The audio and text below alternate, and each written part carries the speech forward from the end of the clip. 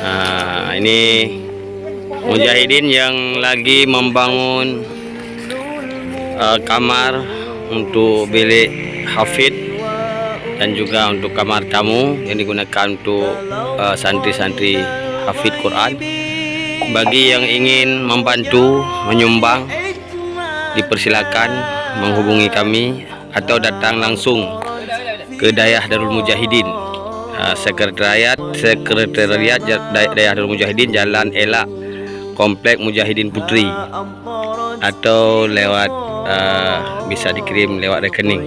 Bagi yang ingin membantu, ini masih banyak kebutuhan berupa kayu. Alhamdulillah sebahagian kemarin telah dibantu oleh Abuya Qurtubi. Ini masih banyak menelan biaya. Kita perkirakan karena ini 2 lantai, menelan biaya sekitar paling kurang 150 juta. Ini sudah siap sama finishing, kita perkirakan. Ini dana baru 18 juta.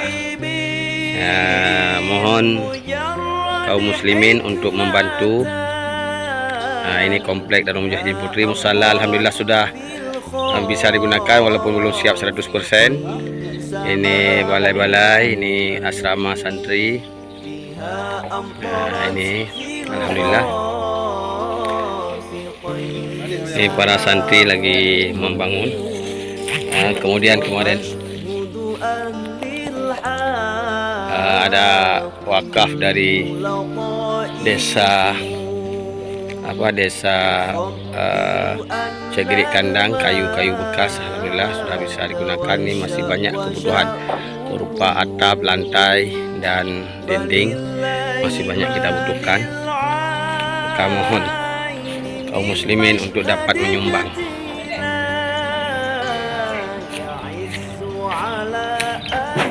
Ini yang telah siap. Nah, ini telah siap. Ini luas bangunan ini 8x6 dengan 2 lantai. Mudah-mudahan ada dari bantuan dari kaum muslimin.